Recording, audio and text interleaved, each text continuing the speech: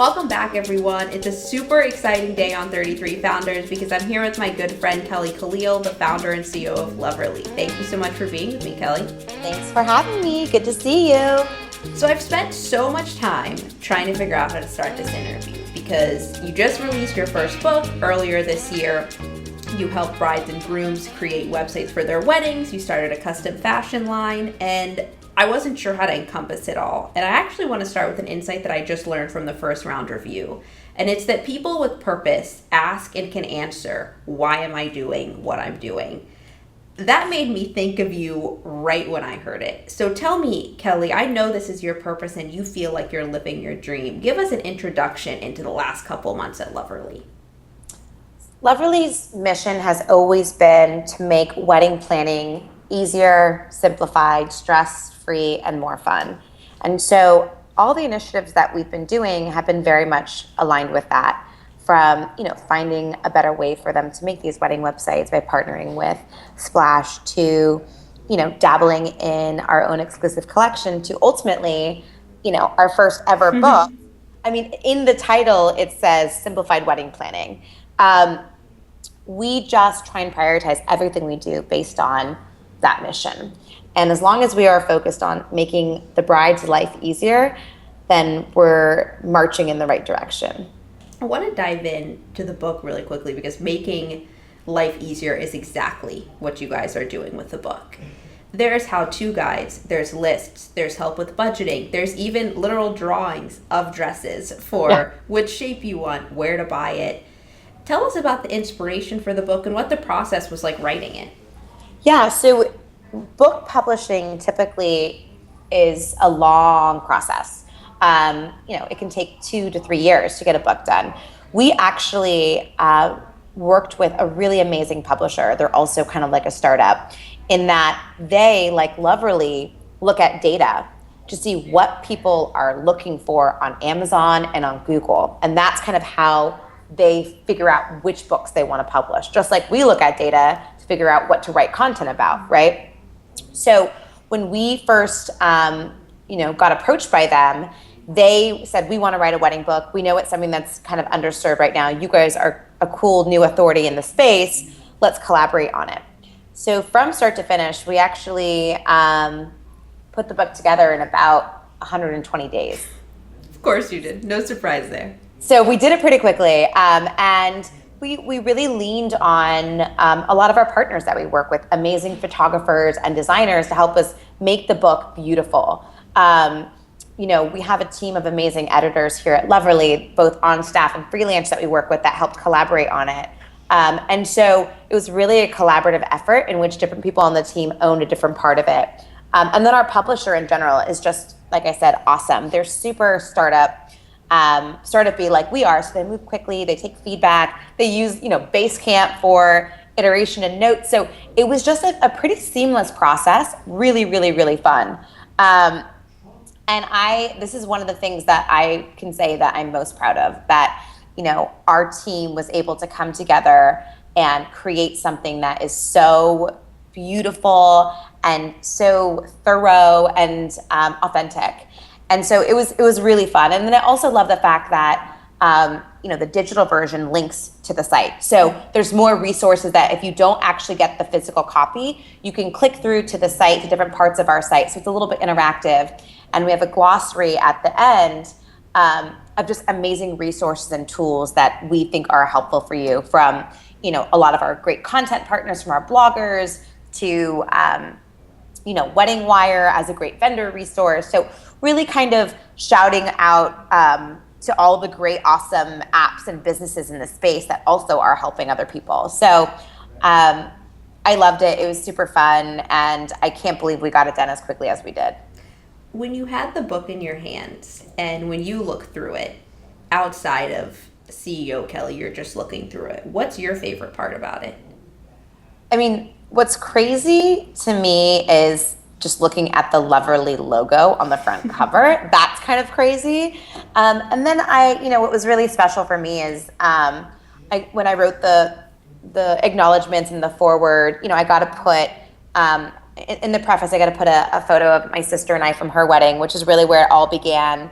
And that was kind of cool to see it kind of come full circle, that like on her wedding day, her wedding, you know, pain ultimately became the inspiration for building the platform, which is really fun. And then also, you know, being able to acknowledge all the wonderful people on my team, partners, bloggers, investors that have supported me. And then at the acknowledgements, you can actually see a photo of my parents' wedding, which I love. Oh, that's great. So I got to include that. So it just feels like the little touches in there. And it's actually the other, there's another thing I love, man, I freaking love this book, is I like how interactive it is. Like you actually can like write stuff down. I think that even though it's, you know, we're moving towards a completely digital generation, there's some things that are tactile. People still want to touch and feel. And so a lot of research has shown this millennials and even the next generation, they want to experience content and brands in an omnichannel way. Yeah, so, and I want to touch it. Like I want to hold it and keep it in my purse with me when I'm going to do something. Yeah, and it's not just about having a digital platform or an app, but you know, maybe having a showroom where brides can come in and see us, or video content. So in all different types of platforms. And I think that this is fun to kind of have something a little bit more old school and traditional, but have it still be kind of referencing this kind of movement that we're seeing. When you mentioned the showroom, it made me want to ensure that we touch on the Loverly Dresses line, because we were at lunch and you guys were just getting ready to launch it, and now some of your dresses are sold out. Tell us about that experience and what it felt like when the first one was sold out and you realized like, hey, people really love this. Yeah, I mean, I think it's really interesting. I think with Loverly going into exclusive and curated collections, our team definitely underestimated what it takes to actually service commerce. So that was a lot of learnings, and it was good. We're always learning here. You know, seeing some of the dresses sell out is fun. I mean, we did limited runs because it was our first kind of foray into this. And also, what I think is the most fun is getting emails from brides. I mean, it's not an ideal situation, but we can't help but smile that, you know, when we limited down the collection and when things were sold out, brides noticed and they emailed and said, when is it coming back into stock? Will I ever be able to get that dress? And so that was kind of a surprise. Also, not realizing how long the consideration of the purchase is. You know, we launched end of February, early March, and people looking at dresses now are referencing the ones that came out then. So that was kind of cool and really interesting learnings. And then we popped up this little showroom here because we wanted to basically allow brides to come in and touch and feel, and also just, we think it's important to constantly be talking to brides. And so having a physical space that they can come into, I think is important. Right now, it really seems like Loverly is covering literally every part of the wedding process. Is there a gap right now that you're looking to fill in, or something you want to focus more heavily on? Oh no, something's coming. There is something coming. Hold on, I got to plug in my computer. There's something coming. I can't talk about it just quite yet because we can't. We're in testing of some interesting products. But I think what, you know, we're really good on the content and inspiration. I think that's what our strongest suit is right now. I think we're starting to learn about tools and services. You know, we by launching the wedding websites and kind of our planning tools, there's definitely room to grow there. I think the biggest gap right now, and something that we're kind of interested in tackling down the road, is figuring out how do we help brides eliminate the time they're doing researching for local vendors. And so it's really, really a hard challenge because it's very local. It's a highly fragmented market. And you're dealing with a lot of creative professionals who, by design, don't want to have transparency as far as what their pricing is or their availability. So that is personally something that I'm really fascinated by, and I think is a big opportunity, and I think needs to be disrupted because it takes way too long for someone to just even do the research and reach out and talk to people. So I'm interested in that very much so, and I think that would kind of tie everything together, because then you can get inspired, you can shop, you can use some of our tools, or you know, you can hire people. And I mean, it's definitely a long-term play. It's not going to happen overnight, but I think that's a gap definitely that needs to get filled. 120 days should be good. You guys pulled off a book. You can pull off that one. I'll just have to hold you to that one. Gosh, 120 days. That's. I don't know if we can do it, but maybe we can. I don't know. Everything that you guys have been working on, whether it was partnering with designers, maybe partnering with Splash because Ben's your good friend, so you didn't have to like evaluate him, but working on a new book. When you consider working with partners, Kellee, you have a standard of excellence that is way, way, way up here. How do you evaluate that? I think, sometimes it's difficult, and it's an iterative process. And I think, it's part of it is the personal connection. Like, do you guys vibe together? And then it's also a negotiation. I have to give a lot of credit to my president and my partner in crime, Peggy, because she's been doing this for a long time, and she's the one that knows how to get a deal done. I kind of come in more at the end as the beginning as like, yeah, this sounds interesting. And at the end, kind of talk through the creative and whatnot. But she really is the one that knows how to strike a deal and make sure the company's protected and, that we're all clear on what we're getting into. So I can't take credit for that one. I'm going to give kudos to her because that's what she does. And she's a boss and she's great at it. When it comes to being the boss, compare and contrast CEO Kellee 3 years ago and the CEO I'm sitting with today.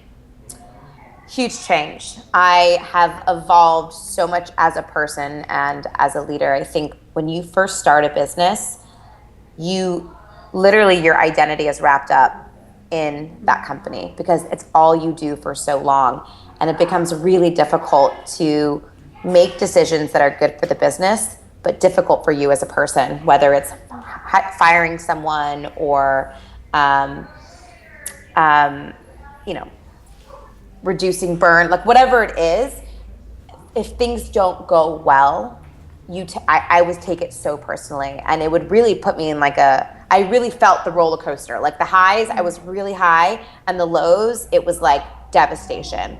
And over the last 3 years, there's been so many highs and lows. And I've gotten to a point where I realize I, Kellee Khalil, am not Loverly. And the business on its own is an entity. And me as a person, it's important that I'm happy and that my happiness is not tied into the success of the business. And it's a very freeing feeling. And I think that we're seeing an epidemic of a lot of founders who wrap themselves up in their self-worth in their business. And there's a lot of, I would say, depression and sadness and failure that people experience, and it ripples down. And I think immature Kellee 3 years ago really thought that I was Loverly. And now I have a great team and I have other people around me.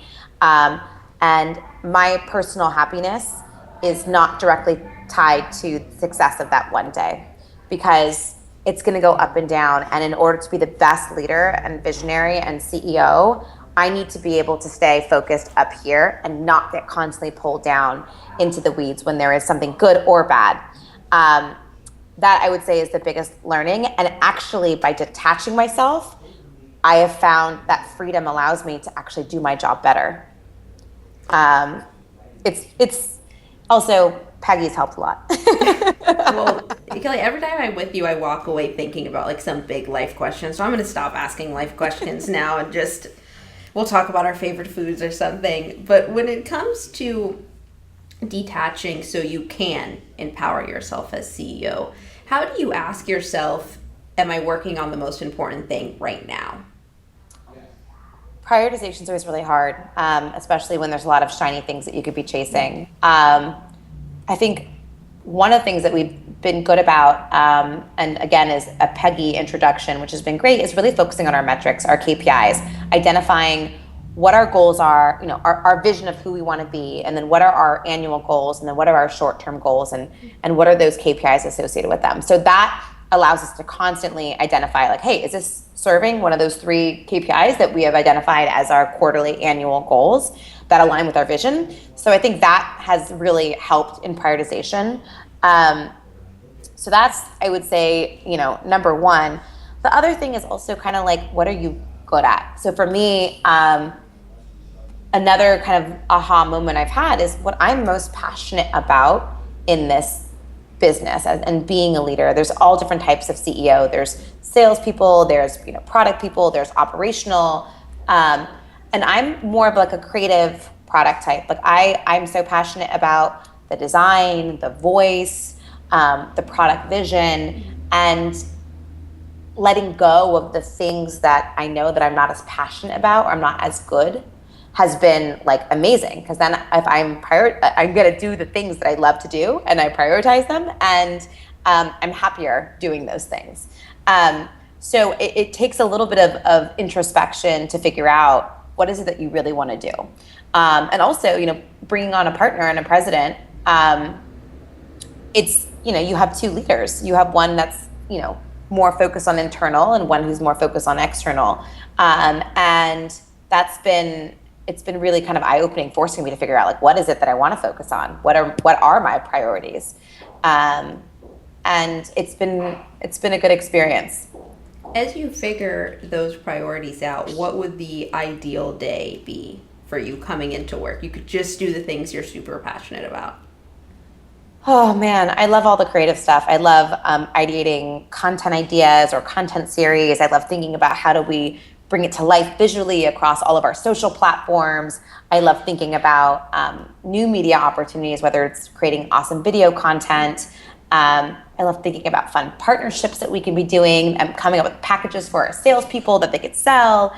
I love thinking about the actual product, like what we're building and seeing it come to life. Like I love when, usually on Thursdays we do our releases. So Wednesdays is when I get a review, what is about to come out. And that's also my favorite part because I'm like, wow, like look what we built, it's gonna go live. So yeah, it's kind of the fun stuff. When you talk about the journey, we were just talking about this before, on the outside, it seems like you jump to the top. Like you moved to New York, 3 years, Loverly's huge, wedding domination is happening. But it was not that easy. And still today, you are working so, so hard. How do you feel right now about where you're at? Oh, that's an interesting question. Well, first of all, I want to address the first statement. Well, on the outside, it looks like everything is going well. We're moving forward and there's a lot of momentum behind the business. So I'm very excited about that. But the reality is running a business is very difficult. There's a lot of challenges. And I think that it's important to let other founders know that that's part of the journey and not to over glamorize, being a CEO and running a company. It's really, really, really hard. And there's a lot of sacrifice that go into it. I think part of my detachment of myself from the company has actually allowed me to appreciate more what the business has done and what it's become.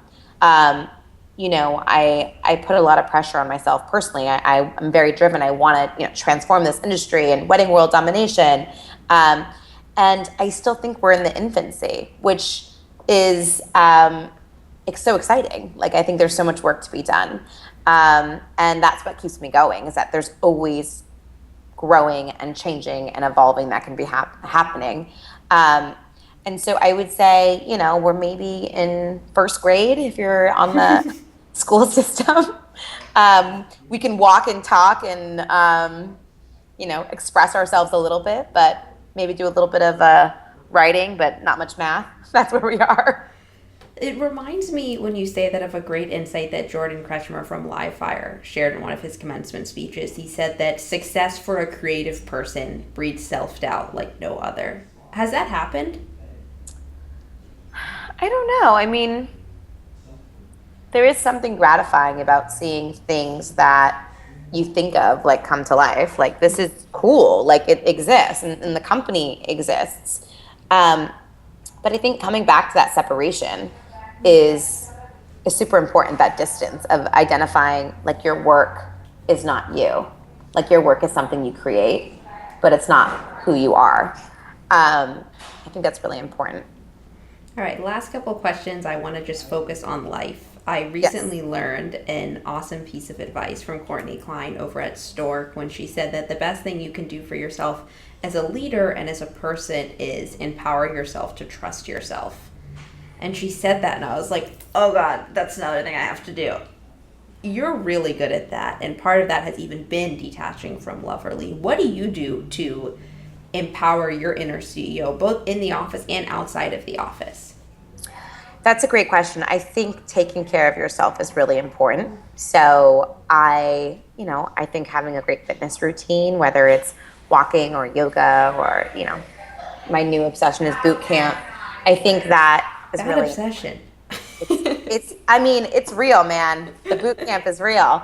I think so. I think taking care of yourself, sleeping, eating right, if you want to be the best version of yourself, your body is your temple. So I think that's really, really important. I also think having a healthy balance. I'm so close to my family. I'm obsessed with them. I actually probably annoy people on my team because I FaceTime my sister 3 times a day. And when I get home from work, I call my friends. And that's really important to me, is surrounding myself with people that I genuinely love and love me and support me for, what I'm doing, which is kind of a crazy thing to say that you want to run a company.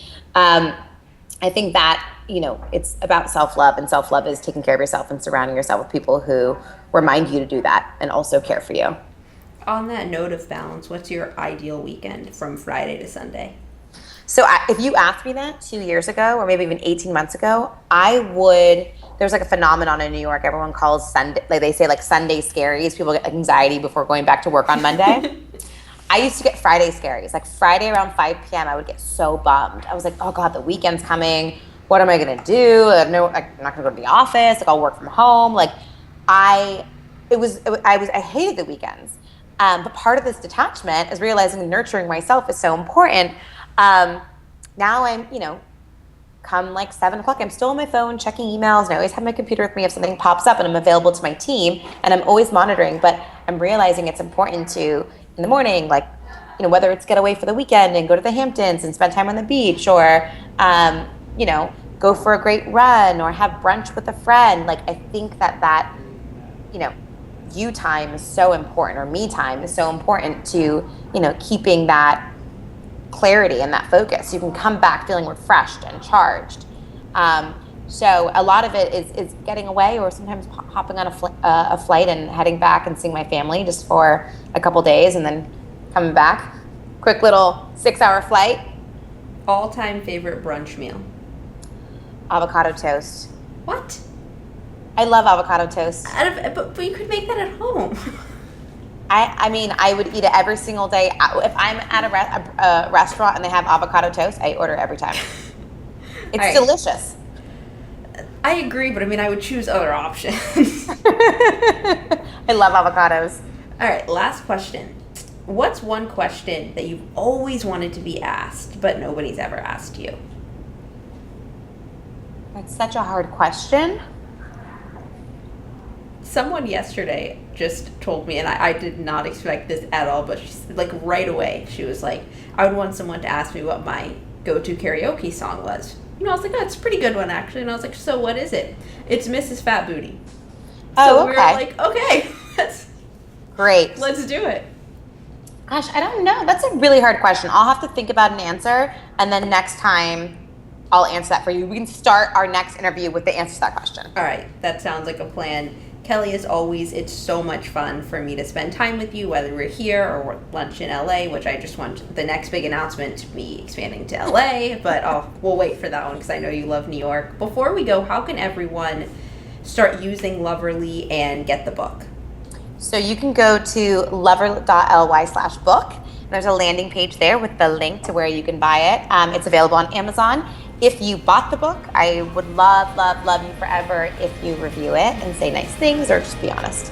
And then, just Amazon or lover.ly. Awesome. Thank you so much. Awesome. So good to see you.